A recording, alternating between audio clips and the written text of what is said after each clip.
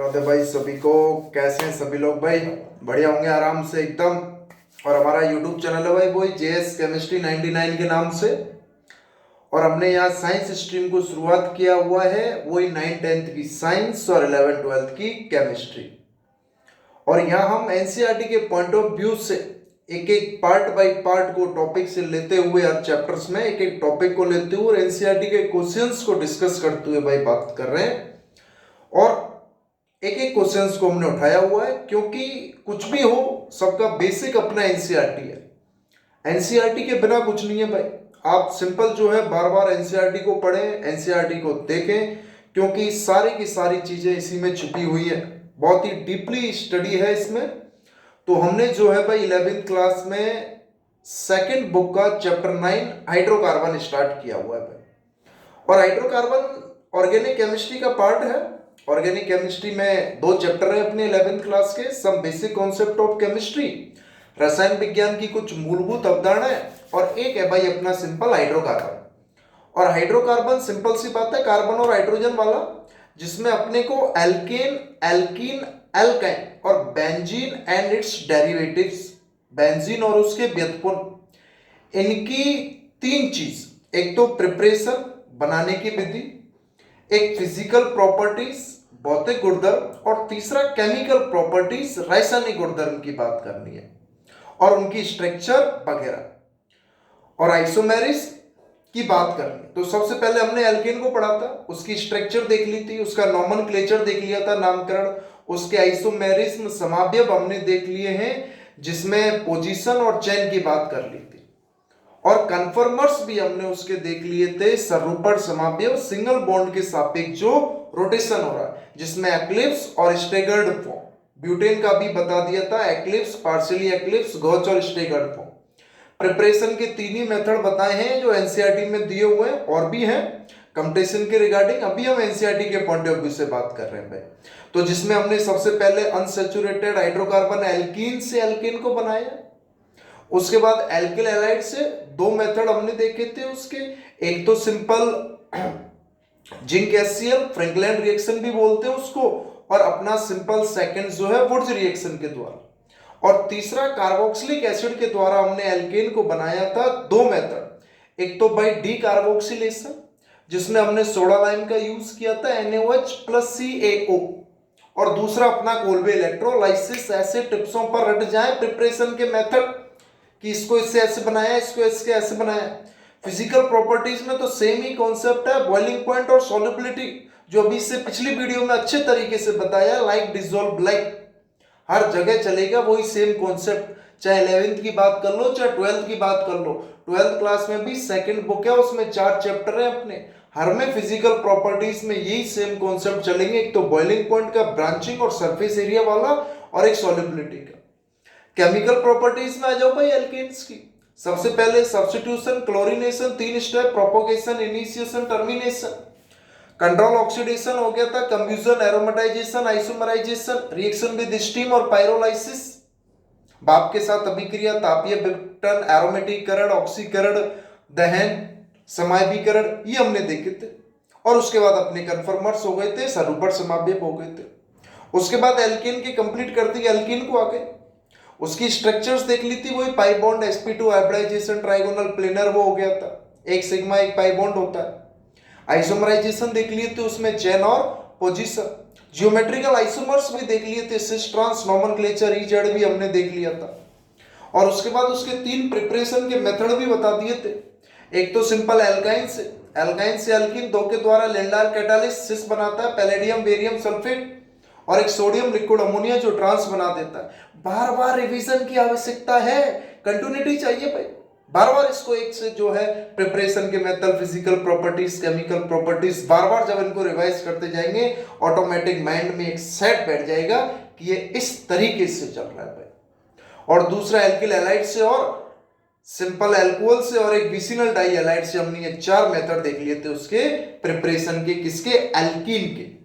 Physical properties वही boiling point और solubility का कॉन्सेप्ट, लाइक डिसॉल्वेबल, लाइक, तो एल्कीन्स वाटर में सॉल्युबल होते हैं, ऑर्गेनिक सॉल्वेंट में सॉल्युबल होते हैं। और अगर नंबर ऑफ कार्बन एटम बढ़ रहा है तो सिंपल सरफेस एरिया बढ़ रहा है, वॉन डेर वाल फोर्स बढ़ रही है, स्टेबिलिटी बढ़ रहा है, बॉइलिंग पॉइंट बढ़ेगा। अगर ब्रांचिंग की बात हो रही है, ब्रांचिंग बढ़ रही है सेम मॉलिक्यूलर फॉर्मूला वाले केस में, तो सिंपल अपना क्या हो जाता है, सरफेस एरिया कम हो जाता है, बॉइलिंग पॉइंट कम हो जाता है, क्योंकि अट्रैक्शन फोर्स क्या हो जाता है, कम हो जाता है। इसके बाद हम इसकी अभी केमिकल प्रॉपर्टीज को स्टार्ट करेंगे। आ जाइए भाई कि सिंपल हमने 11th क्लास की जो केमिस्ट्री है वो स्टार्ट की हुई है, और उसमें हमने भाई चैप्टर 9 को स्टार्ट किया हुआ है, हाइड्रोकार्बन। और इस हाइड्रोकार्बन में भी हमने किसको स्टार्ट किया हुआ है, एल्कीन्स को। एल्केन्स तो कंप्लीट हो चुके हैं, और इस एल्कीन में हमने इसके प्रिपरेशन के मेथड, बनाने की विधि हमने देख ली, और इसकी फिजिकल प्रॉपर्टीज भी हमने देख ली भाई। फिजिकल प्रॉपर्टीज यानी कि इसके भौतिक गुणधर्म भी जो है हमने पढ़ लिए हैं। ये दोनों चीज जो है भाई हमने सिंपली इनकी पढ़ ली है।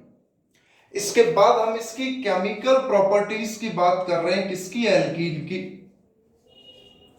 एल्कीन्स की केमिकल प्रॉपर्टीज या केमिकल रिएक्शन की बात करेंगे भाई। इनके रासायनिक गुणधर्म की हम बात करेंगे, किसकी, एल्कीन्स की। तो इसमें आ जाइए भाई आप सभी लोग। तो जब हम एल्कीन्स के केमिकल रिएक्शन में हम बात कर रहे हैं, केमिकल प्रॉपर्टीज, तो इसमें जो एल्कीन्स हैं भाई वो एडिशन टाइप की रिएक्शन शो करती हैं। एक्चुअली में ऑर्गेनिक केमिस्ट्री की जो रिएक्शन है उनको हम 4 कैटेगरी में ही बांट देते हैं, ESR, EAR, NSR और NAR। कि जो ये रिएक्शंस हैं इनको हम टोटल 4 कैटेगरी में बांटते हैं, अगर 4 टाइप। और वो 4 टाइप कौन से हैं, एक तो EAR,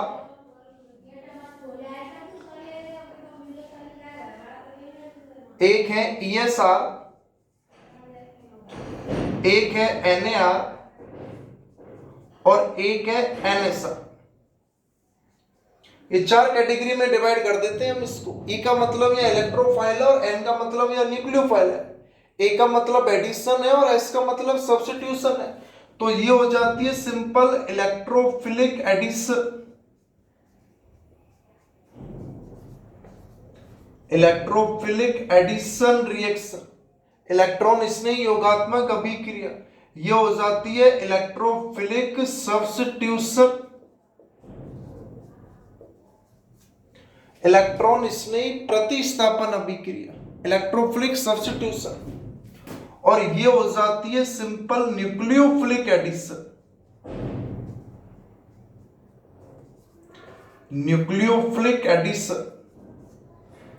और ये हो जाती है न्यूक्लियोफिलिक सब्स्टिट्यूशन, नाभिक स्नेही प्रतिस्थापन। तो इलेक्ट्रोफिलिक एडिशन को तो कौन शो करता है, ये अपना एल्कीन। और न्यूक्लियोफिलिक सब्स्टिट्यूशन को शो करते हैं अपने एलो एल्केन्स, जो 12th क्लास में चैप्टर 6 में पढ़ेंगे। और ये न्यूक्लियोफिलिक एडिशन को ये कार्बोनिल कंपाउंड, एल्डिहाइड और कीटोन्स में पढ़ते हैं इसको। और इलेक्ट्रोफिलिक सब्स्टिट्यूशन में तो भैया बेंजीन और उसके डेरिवेटिव्स की बात होती है। तो ये जो 4 टाइप की रिएक्शंस हैं इसी में आधी केमिस्ट्री की रिएक्शन हो जाती है ज्यादातर। कि अगर इलेक्ट्रोफाइल ऐड हो रहा है तो इलेक्ट्रोफिलिक एडिशन, इलेक्ट्रोफाइल रिलीज हो रहा है तो इलेक्ट्रोफिलिक सब्स्टिट्यूशन, न्यूक्लियोफाइल ऐड हो रहा है तो न्यूक्लियोफिलिक एडिशन, न्यूक्लियोफाइल रिलीज हो रहा है, रिप्लेस हो रहा है, सब्स्टिट्यूट हो रहा है तो न्यूक्लियोफिलिक सब्स्टिट्यूशन। तो सिंपल एल्कीन जो है एडिशन रिएक्शन शो करती हैं। एल्कीन्स में क्या होता है भैया, एडिशन रिएक्शन यानी कि योगात्मक अभिक्रिया। ये एल्कीन्स कौन सी रिएक्शन शो करती हैं, अपनी एडिशन रिएक्शन शो करती हैं भाई, योगात्मक अभिक्रिया। और इसमें भी कौन सा, electrophilic addition reaction, EAR, electron स्नेही योगात्मक अभिक्रिया, इलेक्ट्रोफिलिक एडिशन रिएक्शन शो करती है। क्योंकि क्या हो रहा है, ये अपनी जो एल्कीन्स है इसमें एक पाई बॉन्ड है और एक बाई सिग्मा बॉन्ड है। तो कोई भी इलेक्ट्रोफिलिक स्पीसीज आएगा और इस कार्बन से जुड़ जाएगा एक्स और इस पाई बॉन्ड को क्या कर देगा, ब्रेक डाउन कर देगा। इलेक्ट्रोफिलिक एडिशन रिएक्शन शो करता है क्योंकि पाई बॉन्ड सिग्मा बॉन्ड के कंपेयर में क्या होता है, वीक होता है, इसलिए ये इलेक्ट्रोफिलिक एडिशन शो करती है। अब इसमें हम अलग अलग का एडिशन दर्शाएंगे। सबसे पहले हाइड्रोजन का एडिशन करेंगे, उसके बाद डाई हैलोजन का एडिशन करेंगे, उसके बाद सिंपल हाइड्रोजन हैलाइड का एडिशन करेंगे HX का, उसके बाद सल्फ्यूरिक एसिड का एडिशन करेंगे, उसके बाद सिंपल वाटर का एडिशन करेंगे। तो ये चार चीजों का अपने को क्या कराना भैया, एडिशन कराना है। तो जब हम एडिशन की बात करेंगे तो इसमें किस किस का एडिशन कराएंगे, इलेक्ट्रॉन, इसने ही इलेक्ट्रोफिलिक एडिशन में एल्कीन से एडिशन कराना है अपने को। सबसे पहले अपन एडिशन करा देंगे डाई हाइड्रोजन, H2 का एडिशन करा देंगे, उसके बाद अपन एडिशन कराएंगे भैया डाई हैलोजन, H2 का एडिशन करा देंगे, उसके बाद अपन एडिशन कराएंगे हाइड्रोजन हैलाइड, हाइड्रोजन हैलाइड यानी कि HX का एडिशन करा देंगे। ये सब कुछ किससे कराना है, इस एल्कीन से कराना है। एल्कीन से एक और डाई हाइड्रोजन का एडिशन कराएंगे, डाई हैलोजन का कराएंगे, हाइड्रोजन हैलाइड का कराएंगे और सिंपल हाइड्रोजन सल्फ्यूरिक एसिड का करा देंगे, hydrogen sulphuric acid, hydrogen sulphuric acid या H2SO4 का, और एक एडिशन करा देंगे सिंपल अपन वाटर का, H2O का। इसके अलावा भी रिएक्शन है, उसमें हम ऑक्सीडेशन भी देखेंगे, ओजोनोलाइसिस भी देखेंगे, पायरोलाइसिस भी देखेंगे। एक टाइप की रिएक्शन तो अपनी कौन सी हो गई है, ये इलेक्ट्रोफिलिक एडिशन रिएक्शन कि अल्कीन की सबसे पहले केमिकल जो प्रॉपर्टीज है वो अपनी कौन सी है भैया, इलेक्ट्रोफिलिक एडिशन रिएक्शन है। और इस इलेक्ट्रोफिलिक एडिशन रिएक्शन में इलेक्ट्रोफाइल के रूप में हम H2 का एडिशन कराएंगे, H2 का एडिशन कराएंगे, HX का एडिशन कराएंगे, सल्फ्यूरिक एसिड का एडिशन कराएंगे और वाटर का एडिशन कराएंगे। उसके बाद इसी में हम ऑक्सीडेशन भी देखेंगे, अल्कीन्स का ऑक्सीकरण, अल्कीन्स का ओजोनोलाइसिस भी देखेंगे, उनका ओजोनीकरण और उनका पॉलीमराइजेशन, बहुलीकरण भी देखेंगे। सारी की सारी रिएक्शंस जो है भैया बहुत ही इंपॉर्टेंट है, डायरेक्ट क्वेश्चन उठकर आता है 11th और 12th दोनों के ही दृष्टिकोण से, क्योंकि एल्केन, एल्कीन, एल्काइन और बेंजीन जो इनकी चार प्रिपरेशन और केमिकल प्रॉपर्टीज पढ़ रहे हैं, सबकी यूजेस हैं 12th क्लास की ऑर्गेनिक केमिस्ट्री के जो चारों चैप्टर हैं अपने, एक एक रिएक्शन उठकर आ जाएगी उसमें सभी में। तो देखें भाई, यहां तक की बात समझ में आ रही है, नहीं आ रही है। अभी हम जो है एल्कीन में सबसे पहले इलेक्ट्रोफिलिक एडिशन में डाई हाइड्रोजन का एडिशन करा देंगे, H2 का एडिशन कराएंगे, फिर हम उसमें H2 का एडिशन भी कराएंगे, डाई हैलोजन का एडिशन भी कराएंगे, और उसके बाद ये जो हाइड्रोजन हैलाइड का एडिशन है HX, ये तो भैया very very very important addition होता है, क्योंकि इसमें हम मार्कोनिकॉफ और एंटी मार्कोनिकॉफ की भी बात करते हैं। इसमें हम मार्कोनिकॉफ और एंटी मार्कोनिकॉफ की भी बात करेंगे, जो बहुत ही ज्यादा इंपॉर्टेंट है भैया, मार्कोनिकॉफ और एंटी मार्कोनिकॉफ एडिशन। यहां तक की बात समझ में आ रही है, नहीं आ रही है? हिंदी वालों का मतलब इसका तो इलेक्ट्रॉन इसने योगात्मक हो गया, और इसका जो है भैया नाभिक इसने ही न्यूक्लियोफाइल सब्स्टिट्यूशन का मतलब क्या हो जाता है, प्रतिस्थापन। और इलेक्ट्रोफिलिक का मतलब क्या हो जाता है, सिंपल अपना योगात्मक हो जाता है भाई। क्या हो जाता है, अपना योगात्मक। एक एक पॉइंट टू पॉइंट इसको समझते जाए, नोटबुक लेकर इसको लिखते भी जाए, क्योंकि प्रैक्टिस मांगती है भाई अपनी केमिस्ट्री। फिजिक्स और मैथ में काम चल जाता है, लेकिन प्रैक्टिस तो सभी में ही, और इसको तो जितनी बार पढ़े उतना कम है। बार बार रिवीजन करना है, बार बार टिप्सों पर रट जाए, प्रिपरेशन के मेथड केमिकल रिएक्शन, प्रिपरेशन के मेथड केमिकल रिएक्शन, और सारी की सारी चीज जो है 12th क्लास में भी काम आएंगी, चाहे बोर्ड के दृष्टिकोण से हो चाहे कंपटीशन के दृष्टिकोण से हो। क्योंकि किसी भी चीज की अगर तैयारी भी कर रहे हो, नीट जेईई, ऐसा हो ही नहीं सकता कि उसमें ये एनसीईआरटी की रिएक्शंस नहीं है, ये है। इनके अलावा थोड़ी उनके टाइप्स और बढ़ जाते हैं, लेकिन क्वेश्चंस की जो प्रायोरिटी रखी जाती है वो हमेशा इनसे सबसे ज्यादा रखी जाती है। इसलिए हमने एनसीईआरटी के बेस को मानते हुए स्टार्ट किए हुए हैं चैप्टर चारों क्लासेस के। वीडियो अगर भाई पसंद आ रही है, आराम से अपनी बढ़िया लग रही है, तो इसको लाइक और सब्सक्राइब भी करें, और साथ साथ अपने जितने भी कलीग्स सहपाठी हैं उनको शेयर भी करेंगे। यहां तक की बात क्लियर है? अब आगे आ जाइए भाई, सिंपली इसी में हम आगे चलेंगे और जो है एडिशन कराएंगे। सबसे पहले डाई हाइड्रोजन का, उसके बाद अपन एडिशन कराएंगे किसका, डाई हैलोजन का, उसके बाद एडिशन कराएंगे अपन सिंपल किसका, हाइड्रोजन हैलाइड का, उसके बाद अपन एडिशन कराएंगे किसका, सल्फ्यूरिक एसिड का, और उसके बाद अपन एडिशन करा देंगे भैया किसका, वाटर का। ये 5 एडिशन टाइप की रिएक्शन हम पढ़ रहे हैं एल्कीन में, इलेक्ट्रोफिलिक एडिशन रिएक्शन में। कि समझे वापस हमने क्या स्टार्ट किया हुआ है भैया, एल्कीन से स्टार्ट किया हुआ है, और एल्कीन्स की केमिकल रिएक्शन में हम सबसे पहले बात कर रहे हैं किसकी, इलेक्ट्रोफिलिक एडिशन रिएक्शन की। और इसमें अपना सबसे पहला क्या है, addition of dihydrogen, addition of dihydrogen. Dihydrogen का मतलब किससे ले रहे हैं अपन, सिंपल H2 से ले रहे हैं भाई।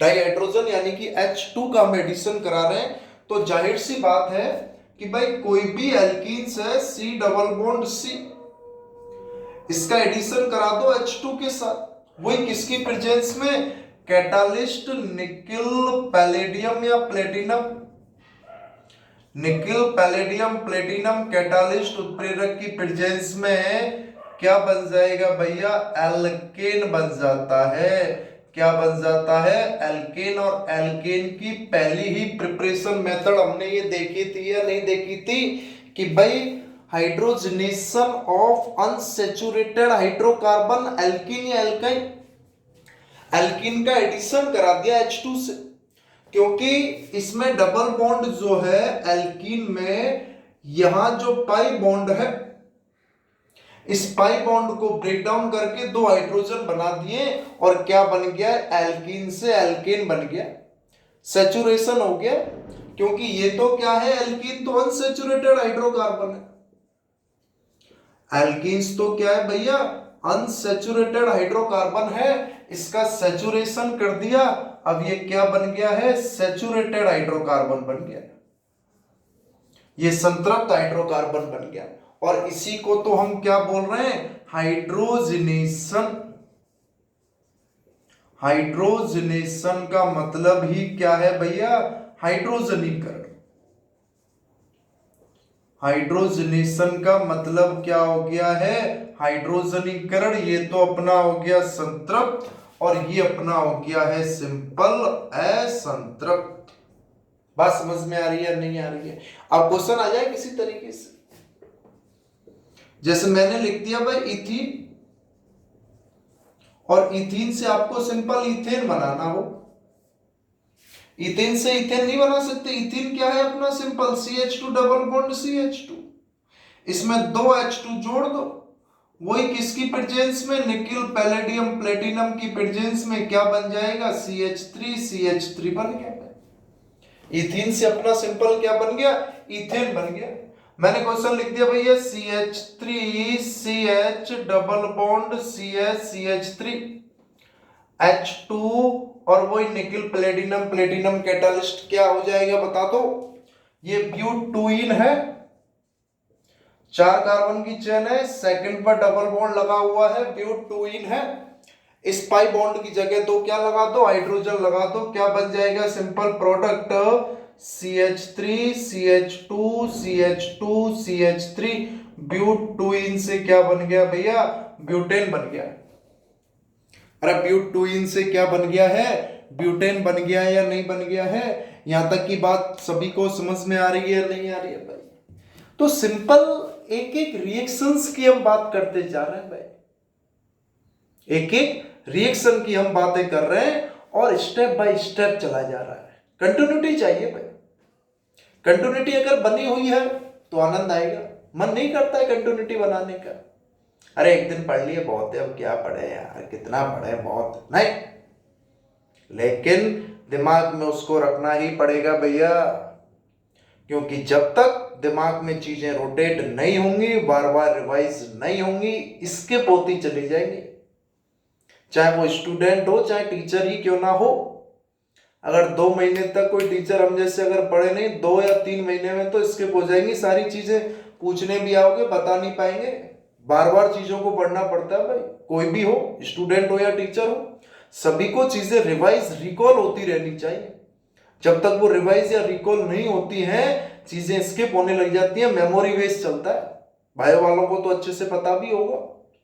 तो यहां सिंपल हमने क्या कर दिया है भैया, सबसे पहले हाइड्रोजन का एडिशन करा दिया है, एल्कीन से H2 का एडिशन करा दिया निकल प्लेटिनम प्लेटिनम की प्रेजेंस में, और एल्कीन से क्या बन गया, एल्केन बन गया। इस प्रोसेस को ही हमने क्या बोल दिया, हाइड्रोजनेशन बोल दिया, हाइड्रोजनीकरण। ये अनसैचुरेटेड से क्या हो गया है, सैचुरेटेड हो गया भाई। अनसैचुरेटेड से क्या हो गया, सैचुरेटेड हो गया। जैसे इथीन से हमने इथेन बना लिया, ब्यूटोइन से ब्यूटेन बना लिया, या ब्यूटीन भी होता, एल्काइन का भी होता है, एल्काइन का एडिशन करा देते हैं H2 में, एक से कराएंगे तो एल्किन बन जाता है, 2 H2 से करा दे तो एल्केन बन जाता है। तो हमने एल्केन का प्रिपरेशन भी तो पढ़ा था, किससे, अनसैचुरेटेड हाइड्रोकार्बन एल्कीन और एल्काइन दोनों से हमने क्या देखा था, सिंपल एल्केन का प्रिपरेशन देखा था। यहां तक की बात क्लियर है या नहीं क्लियर है। एडिशन ऑफ डाई हाइड्रोजन के बाद अब हम बात करेंगे किसकी, addition of dihalogen. Dihalogen की एडिशन की बात करेंगे X2 की, समझे भाई। दूसरा हम बात कर रहे हैं इसमें किसकी, एडिशन ऑफ डाई हैलोजन। बी अपना जो है क्या है भैया, एडिशन ऑफ डाई हैलोजन। अब डाई हैलोजन का मतलब क्या होता है, X2 होता है भाई, और X क्या है, वही ग्रुप 17 के एलिमेंट्स है, फ्लोरीन क्लोरीन ब्रोमीन और आयोडीन। X सभी को पता होना चाहिए भाई, ये X क्या है, पीरियोडिक टेबल में ग्रुप 17 के एलिमेंट्स हैं, वही कौन कौन से, फ्लोरीन क्लोरीन ब्रोमीन और आयोडीन। अब डाई हैलोजन के रूप में I2 का यूज नहीं करते, लेस रिएक्टिव होता है। इसके कंपेयर में हम क्या एडिशन करा रहे हैं, Br2 का, कि जैसे ही simple C double bond C है और इसकी रिएक्शन हम किसके साथ करा रहे हैं, ब्रोमीन Br2 के साथ, किसकी प्रेजेंस में, CCl4 की प्रेजेंस में, कार्बन टेट्राक्लोराइड की प्रेजेंस में। तो ऑरेंज कलर का जो है सैचुरेशन बनता है, ये दोनों ब्रोमीन इन दोनों एल्कीन के sp2 हाइब्रिडाइज कार्बन एटम से जुड़ जाएंगे और क्या बना देते हैं, सिंपल विसिनल डाई हैलाइड। क्या बन जाएगा, विसिनल डाई हैलाइड बन जाएगा भाई। क्या बन जाएगा, सिंपल विसिनल डाई हैलाइड। और ये केस हम आपको बता चुके हैं किसका, जेम डाई हैलाइड और विसिनल डाई हैलाइड का। जेम डाई हैलाइड में तो क्या है, एक ही कार्बन पर अगर 2 हैलोजन एटम जुड़े हुए हैं तो वो जेम डाई हैलाइड होता है भाई। और अगर 2 नियरेस्ट कार्बन एटम पर अगर 2 हैलोजन जुड़े हुए हैं तो वो क्या होता है भैया, सिंपल अपना विसिनल डाई हैलाइड होता है। तो एल्कीन्स की अभिक्रिया Br2 के साथ करा रहे हैं, कार्बन टेट्राक्लोराइड की प्रेजेंस में क्या बन रहा है, विसिनल डाई हैलाइड। जिसमें एग्जांपल की बात करूं, CH2 डबल बॉन्ड CH2, इसकी अभिक्रिया आपने Br2 के साथ करा दी, किसकी प्रेजेंस में, CCl4 की प्रेजेंस में। तो वहां 2 हाइड्रोजन जुड़ गए थे उस sp2 वाले से, और यहां क्या जुड़ जाएंगे, 2 ब्रोमीन जुड़ जाएंगे। एथाइलिन डाइक्लोराइड भी बोलते हैं इसको कॉमन नेमिंग में, या 1,2 डाइब्रोमो इथेन बोल रहे हैं, या विसिनल डाई ब्रोमाइड ये बन गया या नहीं बन गया। बात समझ में आ रही है, नहीं आ रही है। तो इसका नाम क्या हो गया भाई, simple 1,2 dibromo ethane. IUPAC naming में। तो कॉमन में इसको हम सिंपल एथाइलिन डाइक्लोराइड भी बोल देते हैं, एथाइलिन डाइक्लोराइड। और ये उसकी विसिनल कंडीशन को ही शो करता है। अगर जैम होता तो एथाइलिडीन क्लोराइड बोल देते हैं। उस केस में ये होता है कि सिंगल कार्बन से ही क्या जुड़े हुए हैं, दोनों ब्रोमीन। 12th क्लास में आता है जैम और विसिनल का केस। दूसरा मैं एग्जांपल लूं, ये लिख दिया अपन ने simple CH3 CH double bond CH CH3 और इसकी अभिक्रिया Br2 के साथ करा रो भाई किसकी प्रेजेंस में, वही कार्बन टेट्राक्लोराइड या टेट्राक्लोरोकार्बन की प्रेजेंस में। तो क्या हो रहा है सिंपल, ये दो ब्रोमीन है, ये दोनों sp2 हाइब्रिडाइज कार्बन एटम जो हैं, ये भी sp2 हाइब्रिडाइज है और ये भी sp2 है। ये कार्बन sp3 और ये कार्बन sp3 है। भाई सिंगल बॉन्ड वाले तो sp3 हाइब्रिडाइज होंगे और डबल बॉन्ड वाला sp2 हाइब्रिडाइज होता है और ट्रिपल बॉन्ड वाला sp हाइब्रिडाइज होता है। हाइब्रिडाइजेशन का कॉन्सेप्ट बहुत इंपॉर्टेंट चलता है, sp sp2 और sp3। कुछ नहीं करना, ये जो दो sp2 हाइब्रिडाइज कार्बन एटम है इन दोनों से जो है एक एक ब्रोमीन जुड़ जाएगा और सिंपल किस तरीके से बन जाएगा, CH3 CH CH CH3। ये हो गया ब्रोमीन और ये हो गया ब्रोमीन। कौन सा बन गया भाई, विसिनल डाइहैलाइड बन गया। अरे क्या बन गया है, विसिनल डाइहैलाइड बन गया है। और क्या नाम हो जाएगा, सिंपल 2,3 डाइब्रोमो ब्यूटेन। क्या नाम हो गया भैया, 2,3 डाइब्रोमो ब्यूटेन इसका नाम हो गया।